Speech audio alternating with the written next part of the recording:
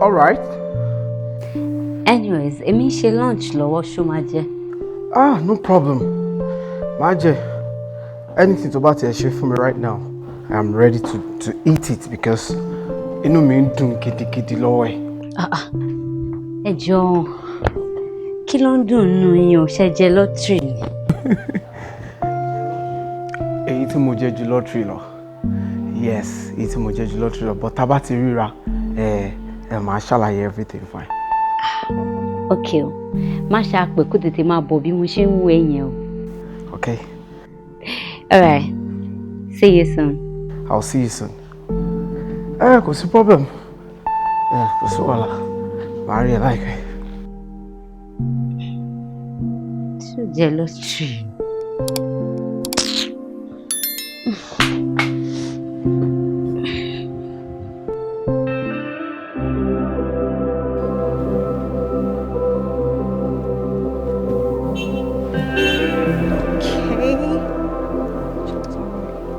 Babe. Hey, baby. Say hello. Hello, guys. Oh, yo.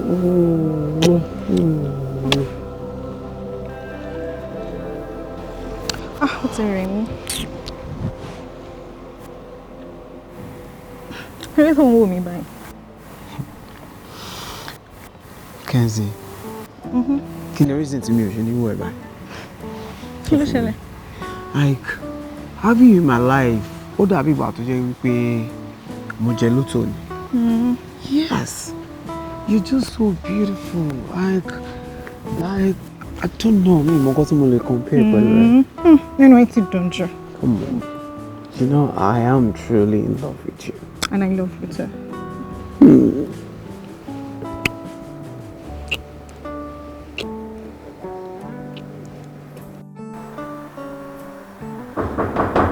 Who is that? Hold on, please.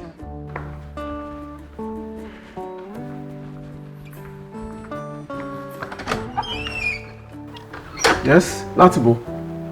My name is Denike Bala. Okay. From State CID. Oh, come in. And this is my ID.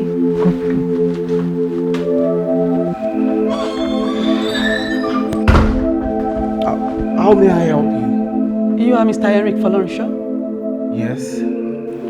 Good. I'm afraid I have a bad news for you.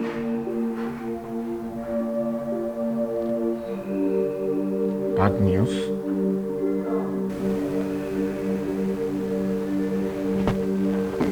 Eric, you're not doing yourself any good. Look at you. Oje, Oriru na te queen Lushawa. Odejo, please stop doing this to us, please. It doesn't make any sense. It doesn't make no sense to me. Like, nothing is wrong. Like, there was nothing wrong with Kenzie. Health-wise, she was okay. Nothing is wrong with her. She was full of life. Kenzie was this strong girl. Like, how could someone would not think of killing her? Kí ló ṣe fún wọn? Kí ló ṣe fún wọn? Kí ló ṣe fún wọn? Don't be my pa. She doesn't deserve this kind of treatment. It was my fault. I caused everything. Like, I should have stayed with her. I shouldn't have left that night. I shouldn't. I caused Eric, everything. you can't say that. Stop it already. It wasn't your fault. Kò kí n ṣe pé bóyá wà tí Kenzie jọ ń gbélé now. Besides, tó bá wà pẹ̀lú ẹ̀ lálẹ́ ọjọ́ yìí, nǹkan tó bá ṣì máa ṣẹlẹ̀ náà ṣì máa ṣẹlẹ̀. Àmọ́ jẹ́ kí n sọ fún ẹ, èyí tó ṣe kókó tó ṣe pàtàkì jù nínú gbogbo nǹkan tó ṣẹlẹ̀ yìí ni wípé Kenzie mọ bó ṣe nífẹ̀ẹ́ òun tókútókú. Ó mọ̀ wípé ó lè ṣe anything fóun. She knew how much you loved her, and I think that's more than enough already. Please. Má parẹ́. Ẹ jẹ́ ká gbà fọ́lọ́run. Move on with your life. Nǹkan tó ti ṣẹlẹ̀ ti ṣẹlẹ̀. Please. Be fine. I am not going to see Kenzie again. I am not going to see her again.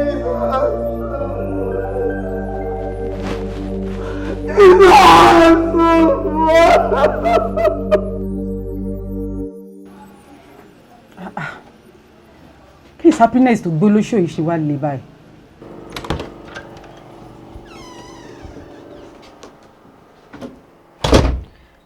Good day, ma. Someone is here to see you.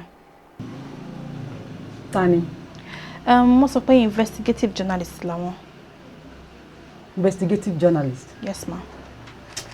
Wo, sọ fún pé kó book appointment, kó padà wá rí mi. Mi ráyè. Why is it my very? Because he says it's about the Kenzie case.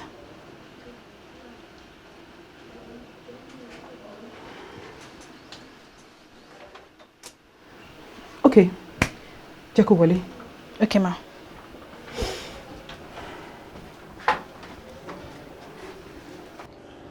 Good day, Detective. Good day, Mr. Josh. Joshua Ojo, investigative journalist. So, kí ni mo lè ṣe fún yín? Can I take my seat, ma'am? Please do. Thank you very much, ma'am. Investigative journalist ni mí, ma. Ẹ ti sọ bẹ́ẹ̀ lẹ́ẹ̀kan. Yes, ma. Mo ń ṣe ìwádìí ikú olóògbé Kenzie Oma. Mo ń wò bó ṣe ṣe kí n ní ìrànlọ́wọ́ tí mo lè ṣe fún yín.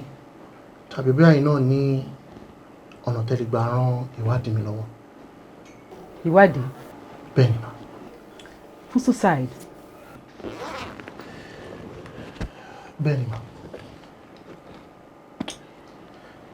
Well, the facts are clear. Ẹ má bínú. Mo wò wípé báwo lẹ ṣe gbìyànjú láti fìdí ẹ̀ múlẹ̀ wípé olóògbé ṣekú para ẹ̀.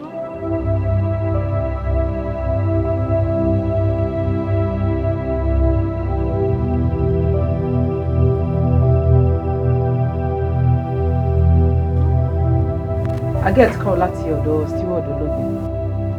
Apparently, ó bá òkú wọn ní ẹnu ọ̀nà láàárọ̀ ọjọ́ yẹn.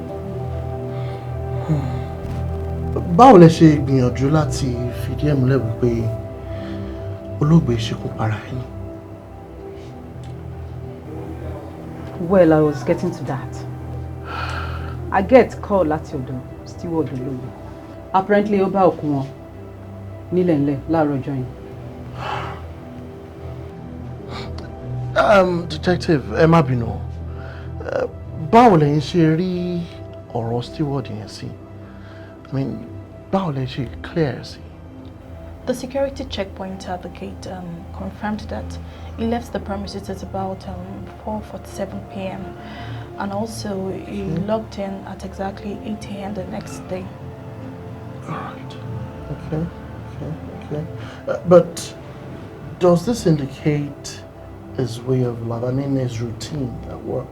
Oh yes. We cross-referenced with the log time, and then we found out that Boshe Machine. Okay. And since they could be seen anywhere around the scene of the incident, for the entirety of almost 16 hours, it will include midnight, then he can be a suspect.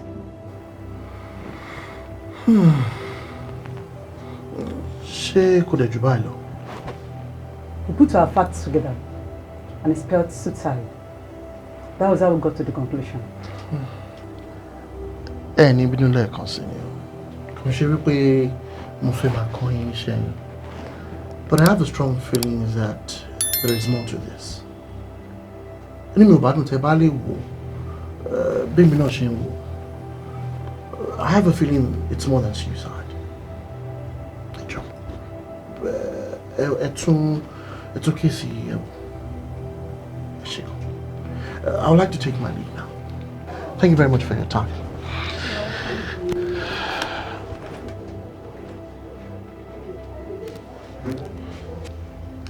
Ma, Emma Madam, a young investigative journalist, alone. She has got too many American movies, but she managed to do you know what? Since when you got on you, Shomonko, get kiss file lady for me again. Okay, ma. Right now. All right, ma. Ẹ sọ pé ẹ̀yin àti Olóńgbé ń fẹ́ra yín. Yes. Okay. Ẹ má bínú. How serious was this relationship?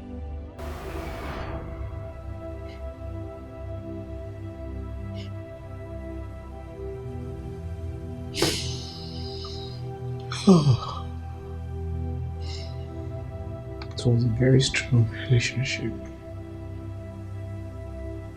We've been friends for so many years. Kó tó di wípé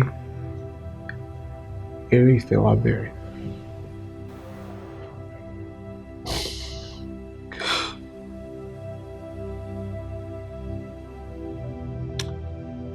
Ẹ má bínú. Ìgbà wo lẹ́yìn àti Olóńgbé ríra gbẹ̀yìn? I love outing. Okay. We're having fun. We're fine. We're good. I dropped her off near apartment. Okay. They wá sílé tèmi. Okay, fine. Ṣé ẹ wá sọ̀rọ̀ lórí phone lẹ́yìn ìgbà yẹn? Yes. Mo pé kó gbé aago. Mo wá assume wípé bí yóò drop phone ẹ̀, ó ti sùn lọ. I see. But Mr. Fọlọ́runṣọ́, ẹ má bínú pé mo bring gbogbo kìíní up lásìkò yìí. Of course, I know this is not a good time. But mo kàn fẹ́ mọ̀ ni. Kí ni relationship yín pẹ̀lú Miss Ṣadé Ibitoye?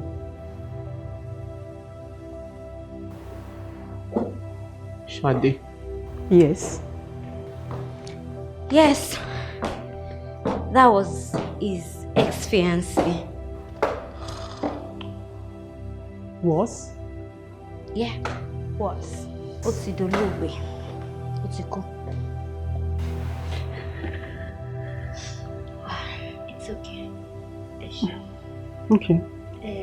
Tó bá jẹ́ pé gbogbo nǹkan tí fẹ́ bẹ̀rẹ̀ ni ṣé mo lè máa sìn ní. Okay, I think for now. Thank you. I'll be back.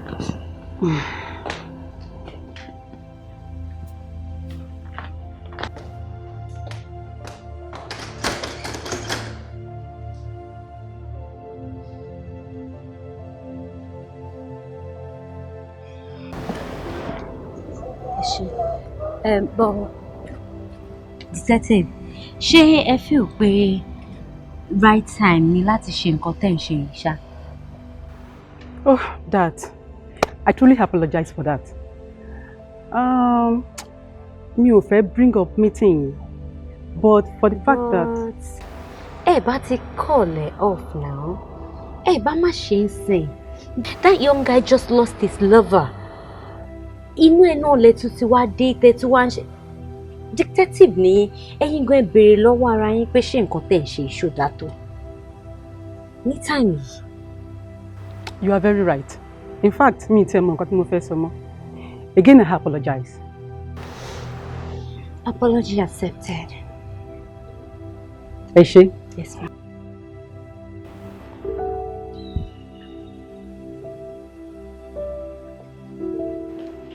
Sir, file review tell kí n gbé wá yẹn, sir. Sir. Eric. Honey.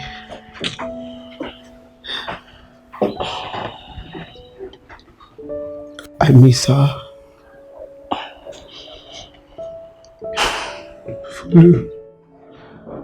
So much. It's hot. It is hot. It hurts so bad. Like, how does a beautiful soul like that,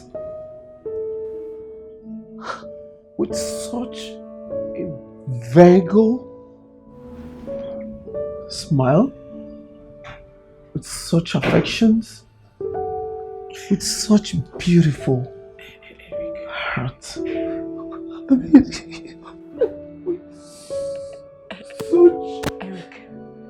beautiful affections. Eric.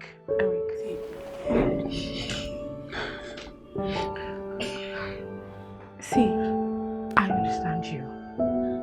I totally understand. See, Daddy me, wọ́n kó nígbà tí mo wà secondary school. Wọ́n gbé mi lọ sí school láàárọ̀. Kọ́ndé wá pick mi lọ́sàn. He had an accident right in front of my school. I saw my own father in pain. He died right in front of me. So, Eric, already me. I understand where you're coming from. I get you.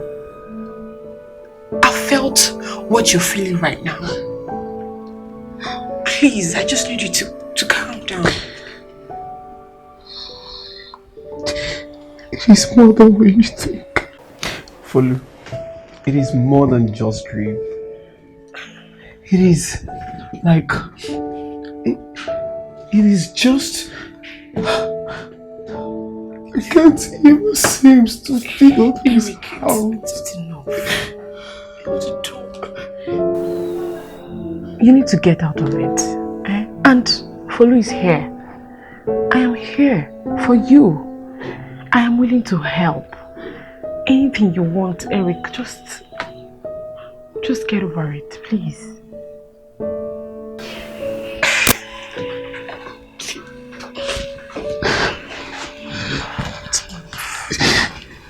Okay.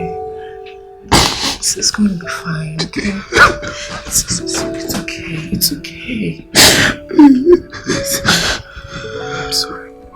I'm so sorry.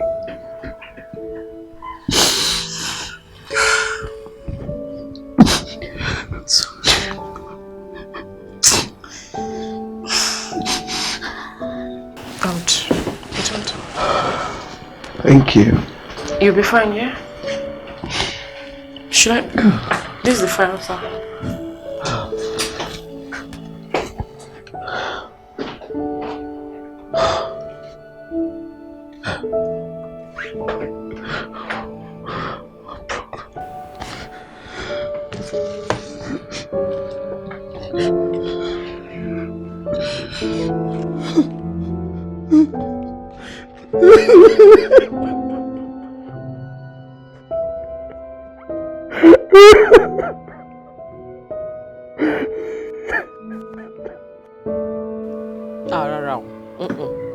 Emma try to dodge question me. Kí lẹ ti jẹ? Are you sure? Ìgbà wo lẹ jẹun? Mo lè bá yín ra nǹkan tí ń bá ń bọ̀ lọ́nà o. Sure. Ṣé dẹ̀ ń sùn dáadáa? Okay. Sleep intervals in. What's into how many hours and thing? Oh.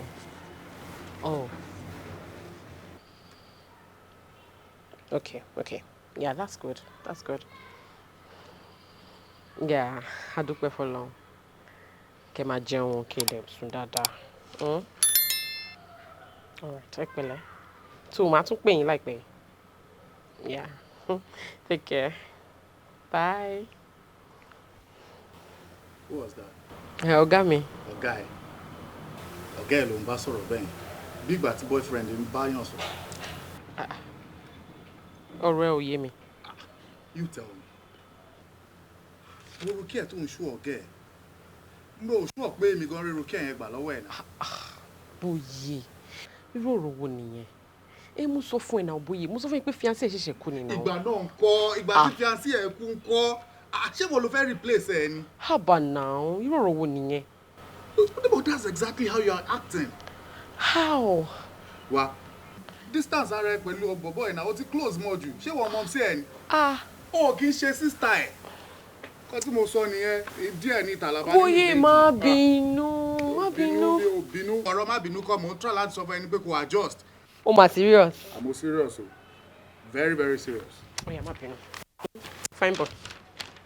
Má bínú. Má bínú now. Ṣé kí n bẹ̀ sí noodles? Noodles báwo náà?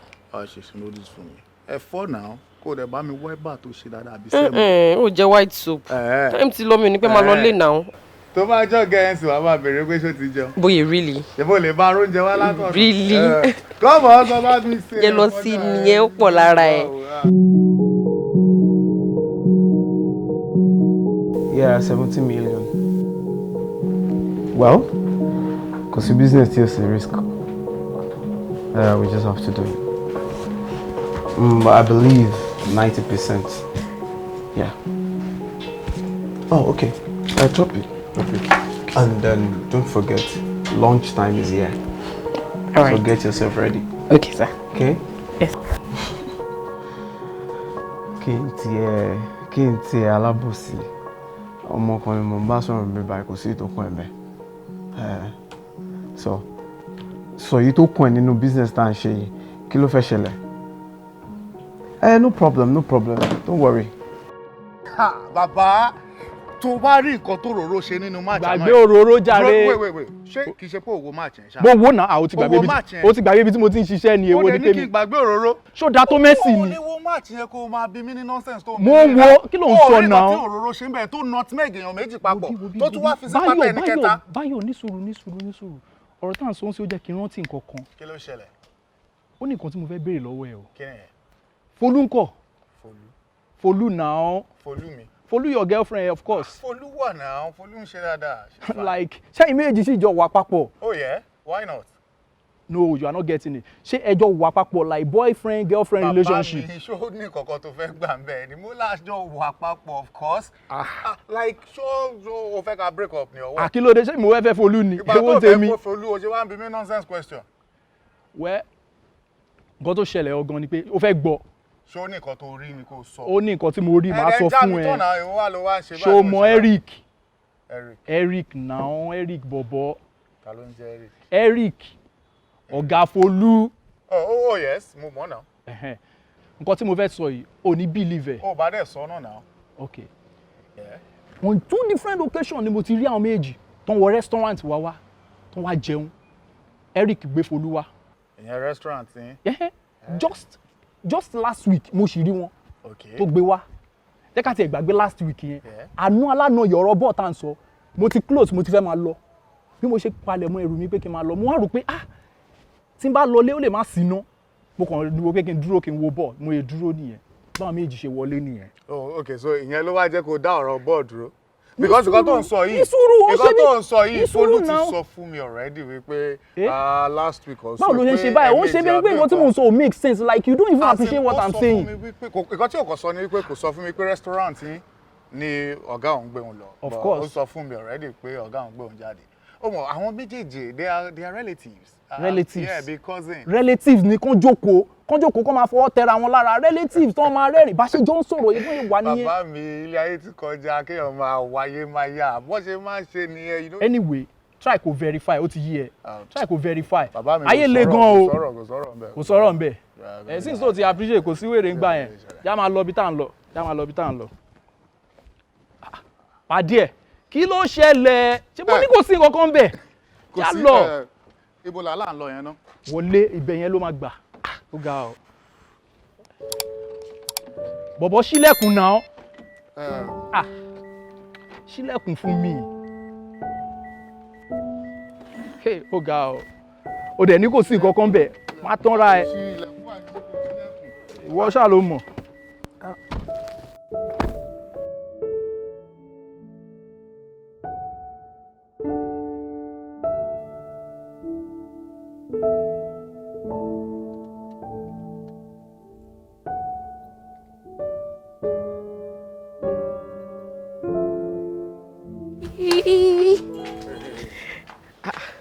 Ṣé ti bẹ̀rẹ̀ sí bára yín sùn? What? Ìwọ àti bọ̀bọ́ yẹn kí ló ń jẹ́ that idiot Eric ṣé ti bẹ̀rẹ̀ sí bára yín sùn? Boy, what is that supposed to mean? No, you tell me. Jọ. Ọjọ́ wo ló wá di wípé ìwà tó gẹ́ ẹ bẹ̀rẹ̀ sí lọ sí restaurant every other day láti lọ jẹ lunch kì í ṣe ẹ̀kan kì í ṣe méjì. I see. Mo rí pọ́n tí ń rojọ́ fún ẹ. Oh, ìyẹn ló wà important báyà bí? Ìkan tẹ́mi feel pé ó wà important ni kò sọ fún mi. Ṣé òótọ́ ni àbí wọ́n parọ́ mọ́ ẹ? Babe, honestly, Shuri, it was just business. Pure business. Ọ̀rọ̀ ṣe la jọ lọ sọ. Oh, really? So, bí ọ́fíìsì yín ṣe tóbi tó yẹn, kò síbòmíì tẹ́ ti lè jọ sọ̀rọ̀ ní ọ́fíìsì. Dan kẹ́ ẹ jọ lọ sí restaurant, kẹ́ ẹ lọ sọ̀rọ̀, kì í ṣe ẹ̀kan, kì í ṣe méjì. Boye, ṣé mo pé you're acting very, very insecure. I mean, kí ló ń tó wá insecure in a relationship yìí ná? Of course I am. Of course I should be. Like my own girlfriend talks to her boss every time. Bí ìgbà tó lólùfẹ́ ń bára wọn sọ̀rọ̀. Same girlfriend mi yẹn náà ló máa lọ sí restaurant every other day láti lọ jẹ lunch. Girlfriend mi yẹn ó spend more time pẹ̀lú boss ẹ̀ ju bó ṣe ń spend pẹ̀lú mi ó dẹ̀ sọ wípé I am insecure. Boye, wà ní sùúrù ni o.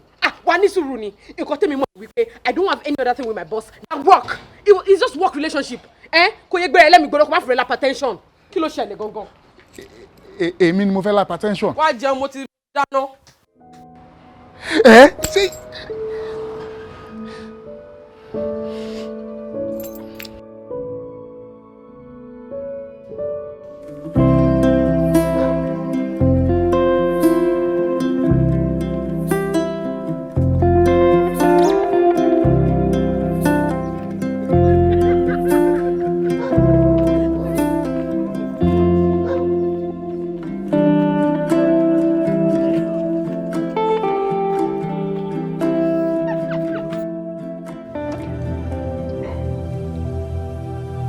It's over 2 weeks now.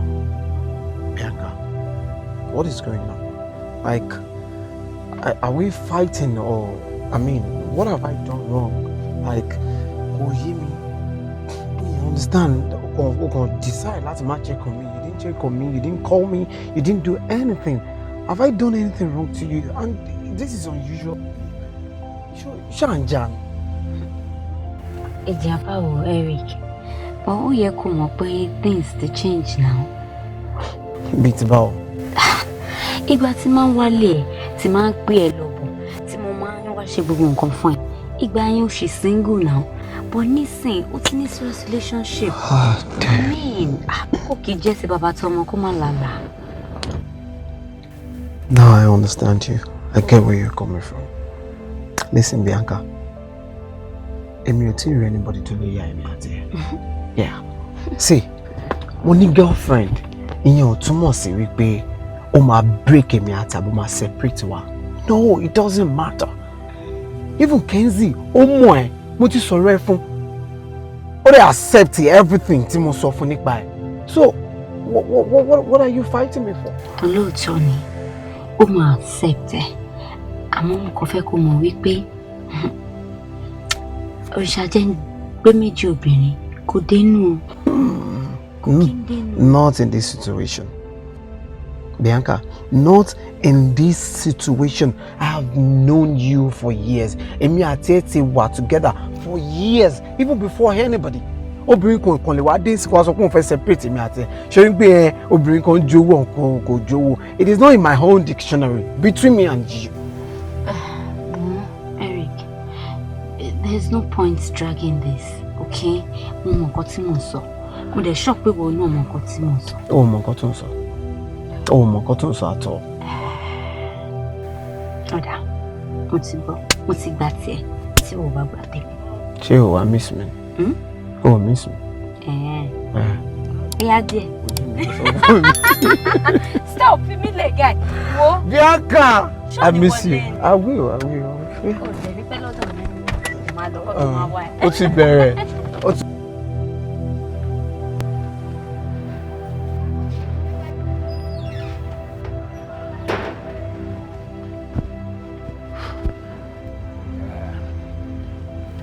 Hi, baby.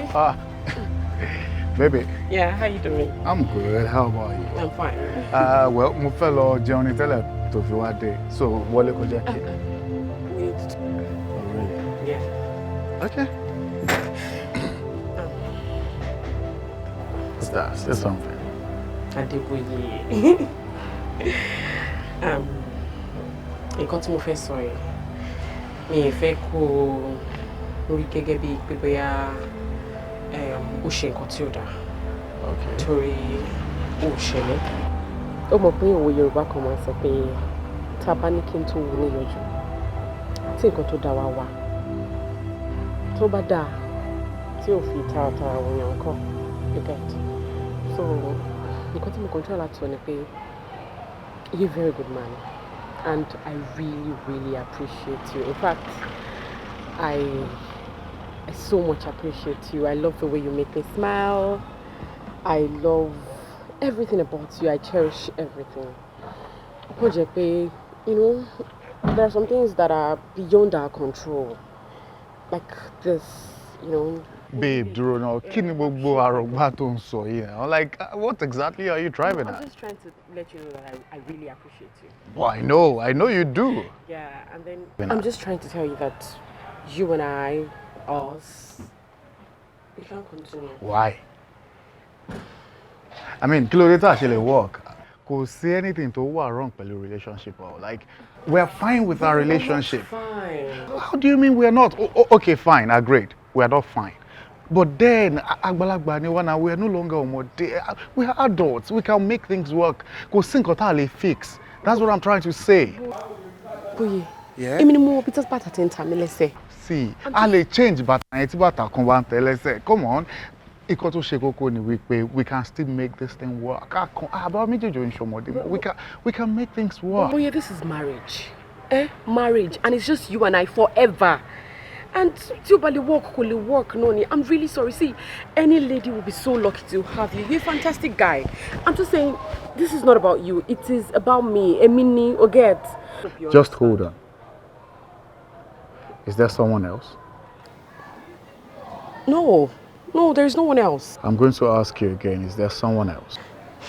Adeboye, no, there's no one else. So why to ṣe wá fẹ́ ká break up? Why to ṣe fẹ́ ká break up? Because ó dùn tó dẹ̀ fẹ́ spoil ẹ̀, kí ló dé? Boy, you only understand. This is about me.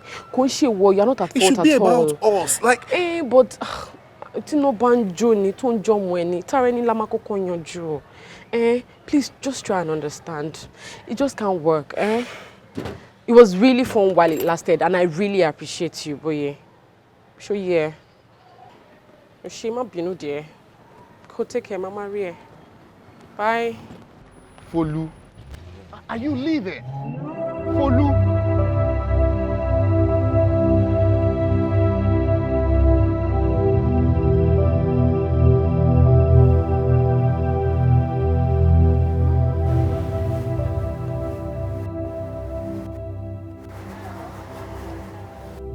Hi, baby. Yeah, I'm fine. Wo iwo lo mo? Ṣé o ṣì wà l'office? Okay, mo ti ń bọ̀. All right, baby. Mwah. Love you.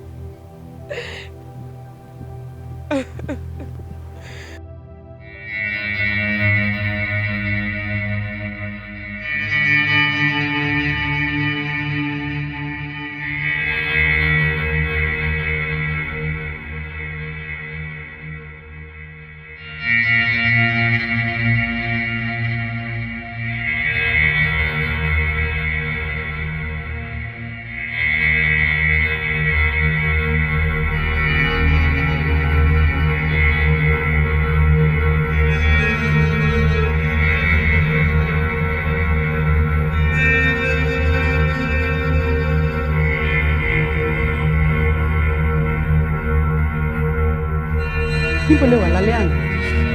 Mr. Fọlọ́runṣọ́. Mr. Fọlọ́runṣọ́, I asked you a question. Was that too? Sherry, terrible things man happen. But this is your case. What's in the ojoojúmọ́? Mr. Fọlọ́runṣọ́, ẹ jẹ́ ká fojú wò báyìí. Ṣé kò confuse yín ni bí àwọn obìnrin ṣe ń kú around yín lójoojúmọ́?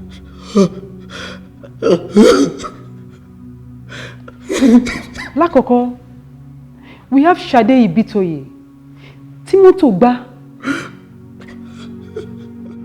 Then we have Kenzie Holman, a bright, vibrant woman. Tá a bá òkú ẹ̀ níwájú ilé ẹ̀. And now, we have Folufabi. All three women romantically involved with you. What are you trying to say? What are you trying to say? Sherry, Mr. Fọlọ́runṣọ́. Coincidences máa ń ṣẹlẹ̀ lóòótọ́. But èmi àti yín mọ̀ pé this is not one of them.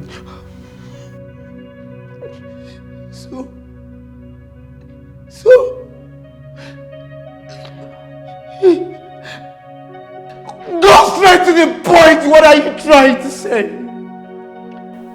Nothing actually, but let me ask you this. Ìgbà wo ni ẹ̀yin àti arábìnrin Bianca ti mọ̀ra? Ti ṣe díẹ̀. Ó ti tójọ́ mẹ́ta. Okay. Ṣé kẹ́ tó pàdé àwọn olólùfẹ́ yín tó ti kú? Bẹ́ẹ̀ni. Okay, fine. But Mr. Fọlọ́runṣọ́, tó bá jẹ́ pé èmi lẹ́yìn ni, mo máa reanalyze gbogbo situation yìí.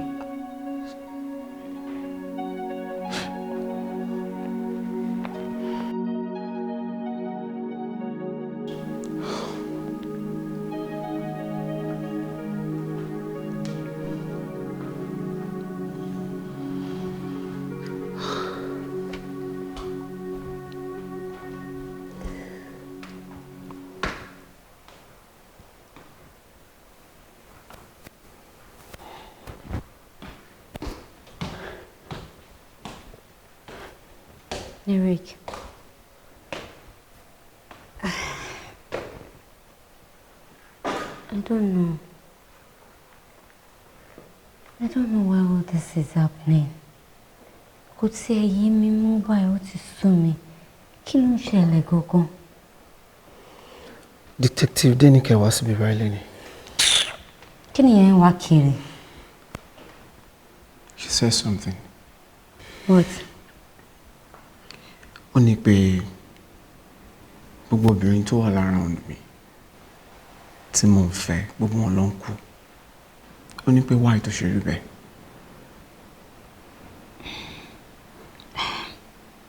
Well, Eric, you know that's not your fault, right? What if I am the target? What if I am the reason for everything? Tó bá jẹ́ pé torí tèmi làwọn people ṣe ń fi ẹ̀mí wọn ṣòfò ńkọ́. Sọ fún mi. What if I am the reason why they all dead?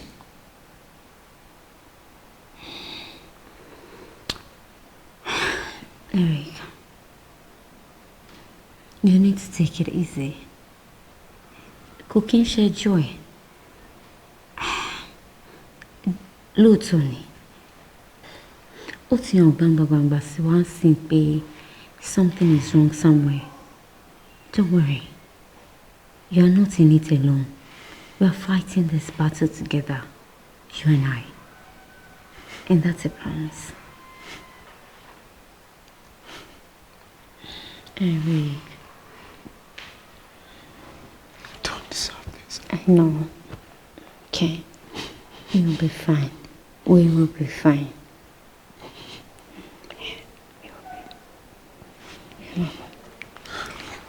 Oh.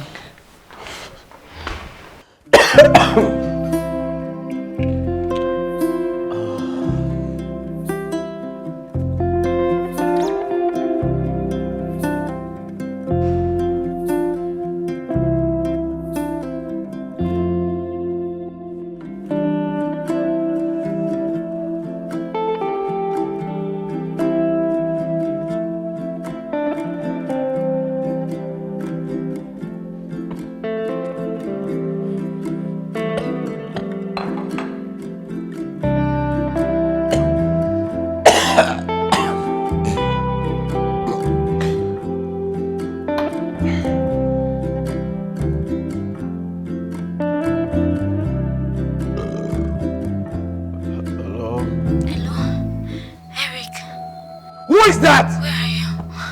I am in danger. Who is that?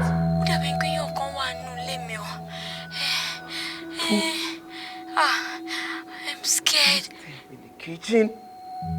You know what? Call the police right now. No, don't. I will do that. I will do that. I'm coming right away, okay? I am coming to your house right away. Right now.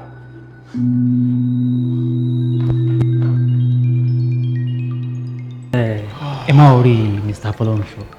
And luckily for her, you see damage kankan sí organ. So she will leave. Okay? Are you sure? Yeah, very, very sure. She'll be fine. Okay? Alright.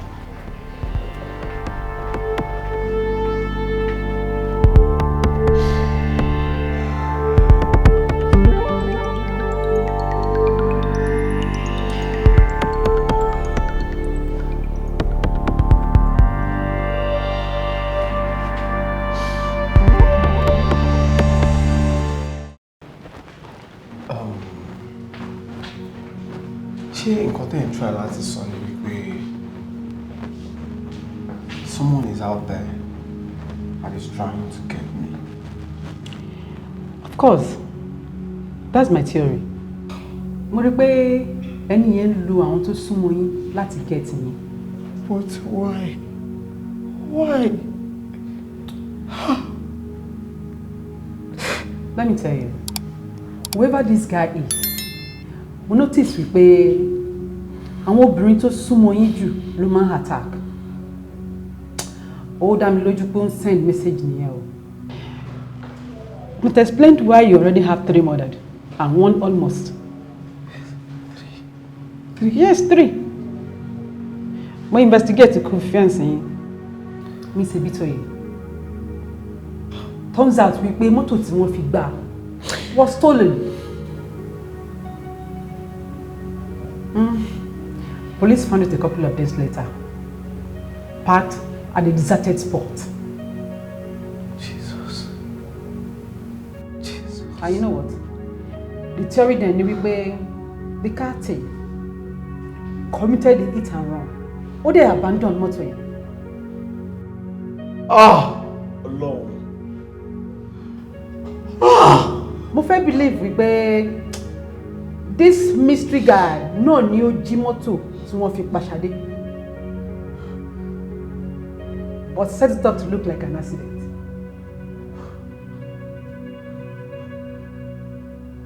But like I said, it's a theory.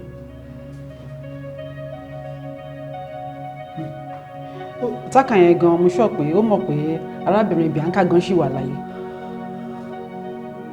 It's even a miracle that she is.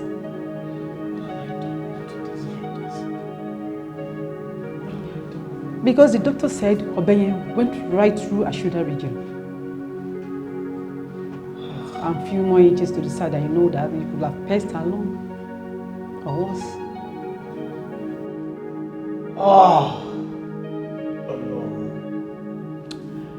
Mo fẹ́ suggest pé Taka yẹn ó and when he does, it will be his last. So calm down. Matu marry.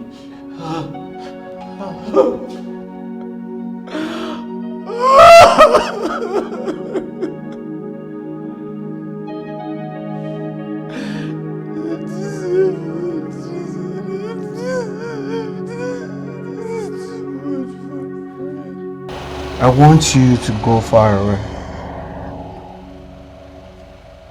Far from me. Far from anybody close to you. Because I don't want you around me. Because Bobo Olori Buruku yìí mi ò mọ mission ẹ. And I don't want to lose you. Yeah. And you think that's going to solve the problem, yeah? But at least, my mind will be at rest. Ọkàn mi máa balẹ̀ wípé you're safe. Ipò wà òkè níbi tó wà, anybody ò lè máa lépa ẹ káàkiri pé bóyá ó fẹ́ pa ẹ. Ìwọ ńkọ́? Listen, Bianca, it's like you're not getting this thing. They are not after me. They are after people around me. So, don't were after people around you. Tí mo bá rí èèyàn kankan around there. Ó máa hurt ìwọ fúnra rẹ̀.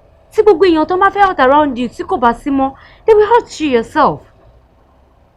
If you now say, I should go away, tèmi bá wà safe.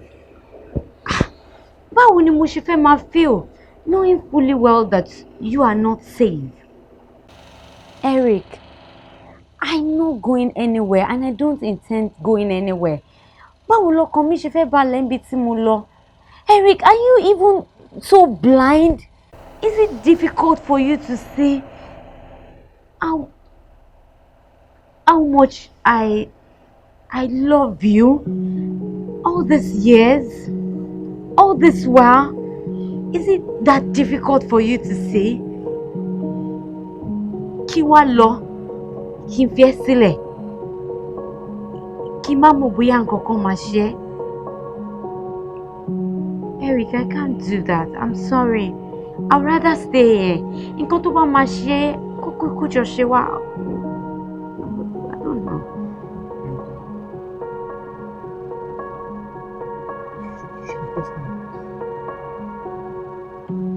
Can you love me? Oh my God.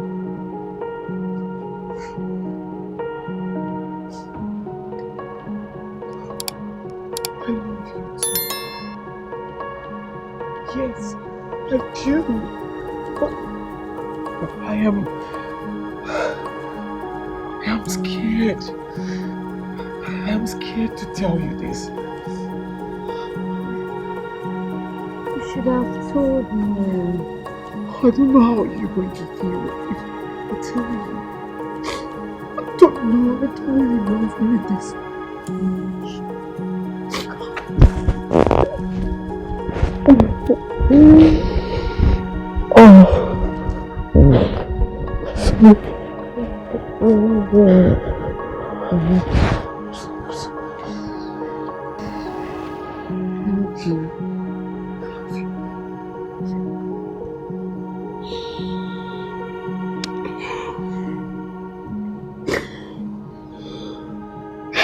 I'm sorry for what I put you through.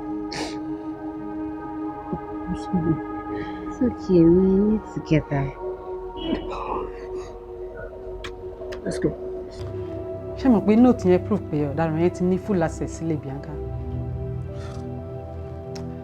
So I suggest kẹ́ move wá síbí. Ṣé mo rí pé mi ò rí Bianca báyìí rí ṣá? This is shaking. Like, it is hard seeing her like this. It is uncalled for.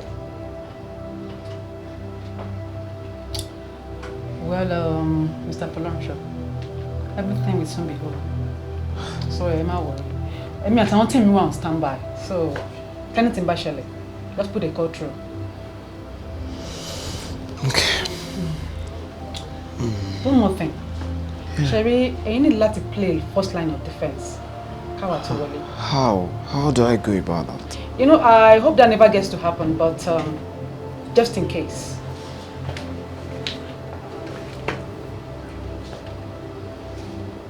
Sherry, this is very unprofessional. But if I take any chance, do it this way. Makonye, ma worry. Just calm down. Like this. Just hold it like this. Yes, you point. Then pull the trigger. And that'll be it. Thank you. Okay, so like I said, I'm not worried. Everything will be fine. So Matumari.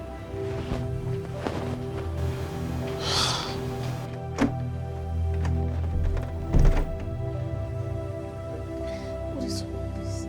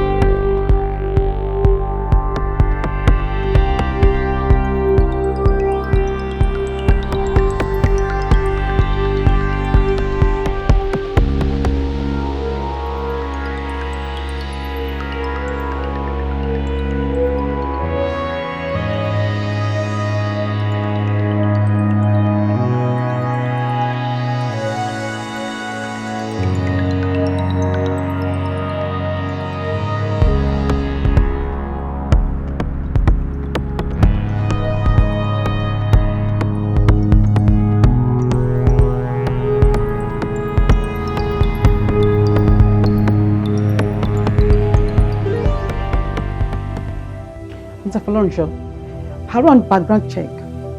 The attacker's name is Roland Diso.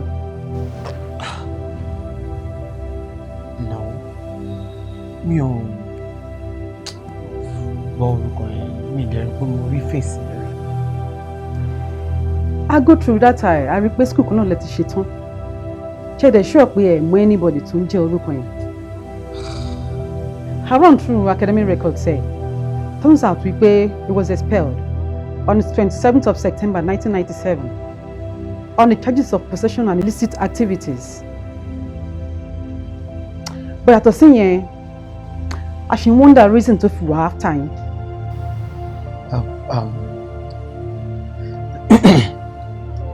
Lóòótọ́ ní ọdún yẹn,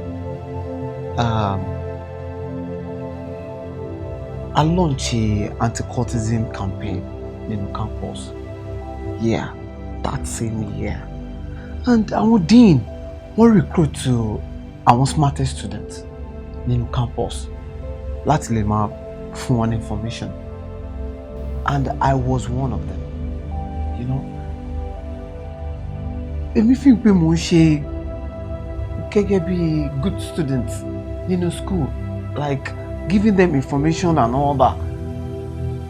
But I realized pé 16 students of my classmates ni wọ́n wà into shady activities nínú campus. I don't have a choice than to, you know, put their names down. Èmi mọ̀ kó máa expel wọn.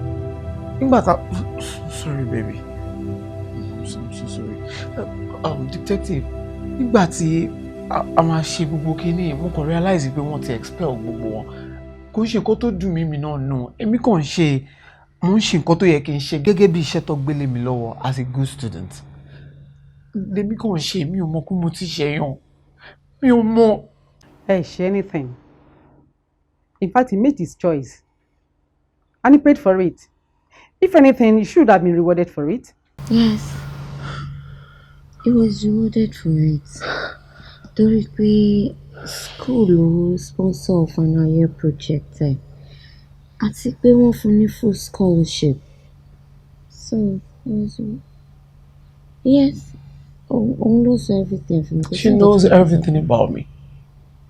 She knows everything about me. Kò sí nǹkan tí mo fi pamọ́ fún. I told her everything, my present, my past, even the plan I'm having right now. She knows about it. Kò ṣèyàn tí mo hide anything from. But whatever the reason, nǹkan tó ṣe ò dáa. But we thank God pé nísìnyí everybody lè sùn pẹ̀lú ìfọkànbalẹ̀. I just wish she wasn't subjected to all of that violence. So do I, detective. Oh, it's even a good thing that you both are alive.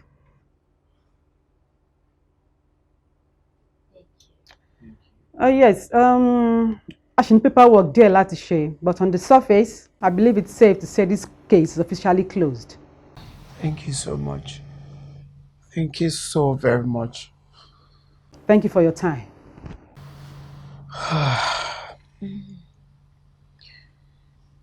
Baby, I'm sorry. Yeah! I'm sorry. It's okay. You're so... Yeah. Babe. I think Ben now. I'm a miss flight wa. I can miss flight and go to Lumada. Yeah. Lumada because me ò go romantic at all. Truly. Because Bele. Mo ti draw ewo severally, mo ti test mo ti ṣe oríṣiríṣi test fún ẹ. O pass, o wà romantic at all. Nǹkan tí mi fẹ́ ni pé ká tẹ miss flight ẹ ká wà méjèèjì ká wà nínú ilé.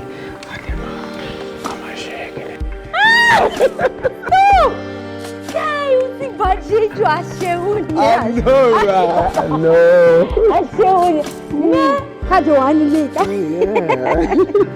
You're so beautiful. Thank you. Yeah, that reminds me. Bá mi text Detective Denigan sọ fún wọn pé I'm travel. Why? Yeah, mo need láti sọ fún wọn because she's more or less like our family now. Okay. There we are. Time.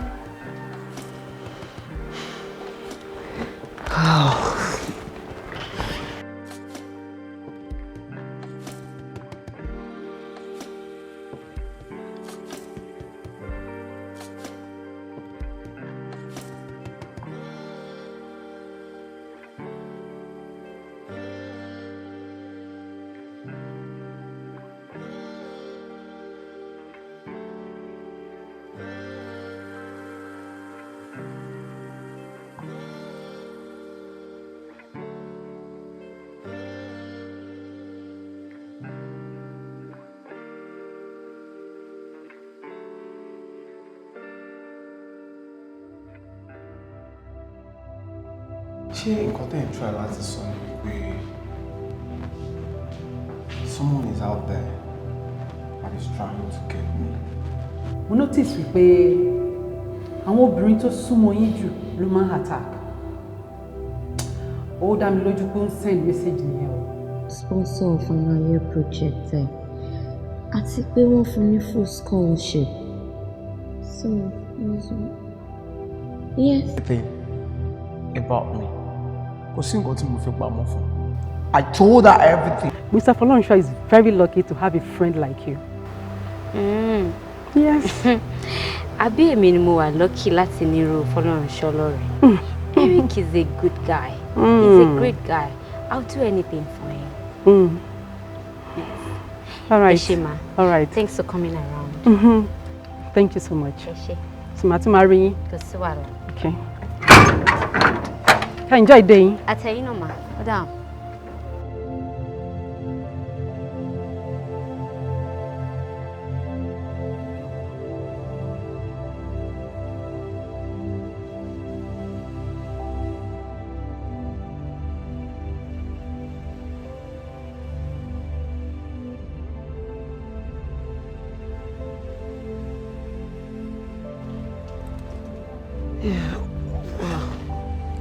Ade.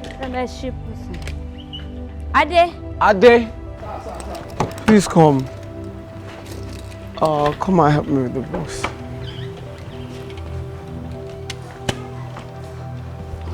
Who's this?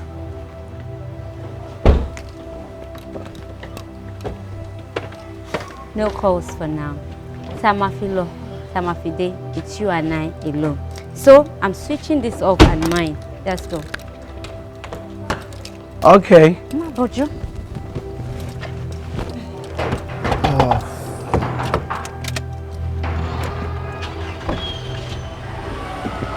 Ade. Mi ò rán yàn wálé o. Mi ò rán yàn wálé o. Take care of everywhere, okay?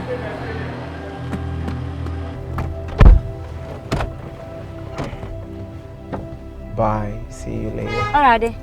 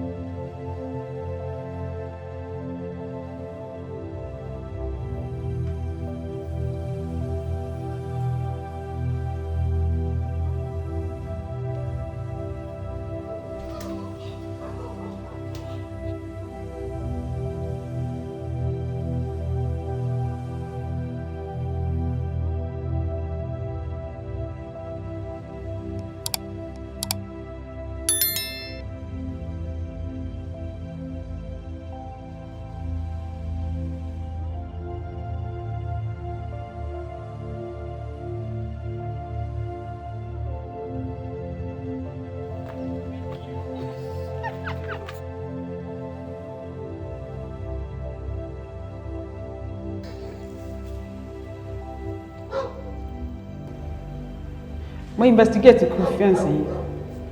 Mi ṣe bito yìí.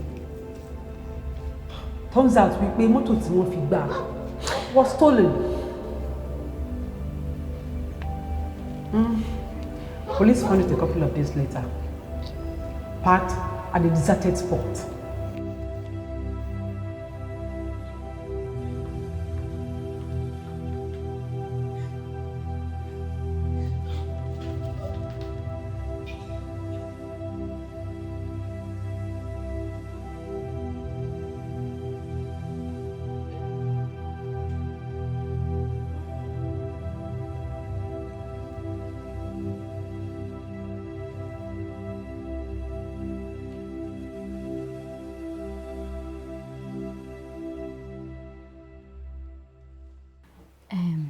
Roland, mo fẹ́ prank ẹ̀gbọ́n mi.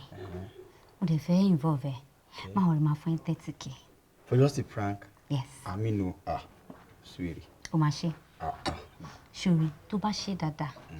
So the day ní right time tí mo fẹ́ kó dé. Màá tún bẹ̀ fowó sí gan sef. All right then. Sweetie. Kò sí wàhálà.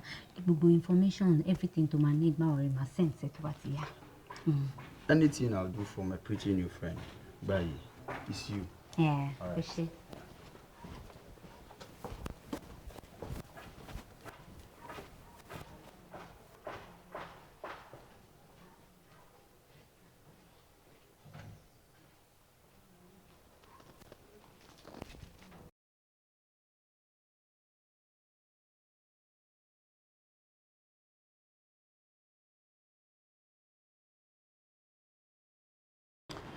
ṣé mọ̀ pé note yẹn proof pé ọ̀daràn yẹn ti ní full access sílé Bianca so máa suggest kẹ́ move wá síbi.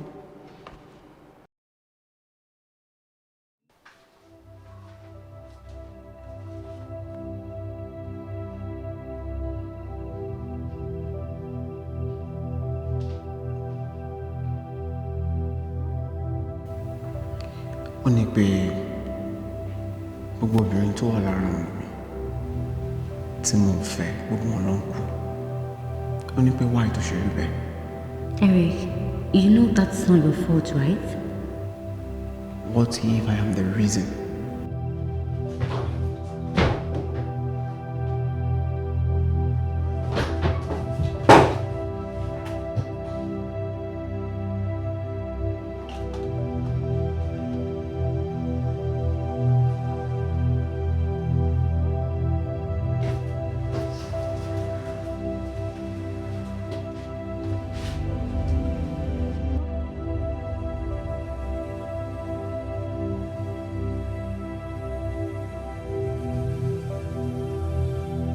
What's that?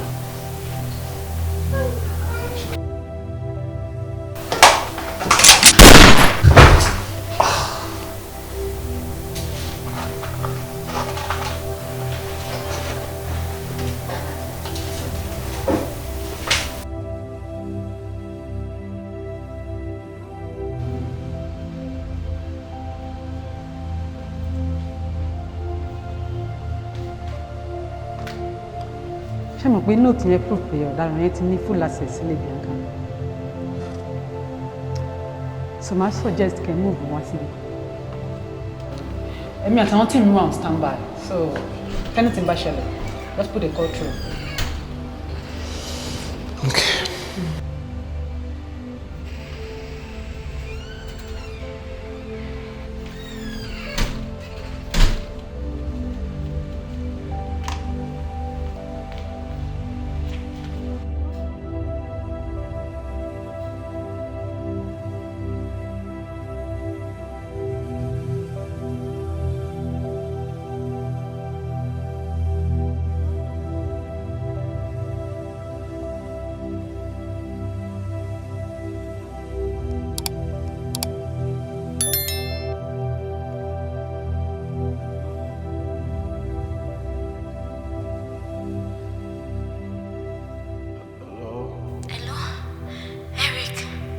Who is that? I am in danger. Who is that? Dàbí pé ọkàn wà nulẹ̀ mi o. I'm scared. Eugene, you know what? Call the police right now. No, don't. I will do that. I'm coming right away, okay? I am coming to your house right away. Right now.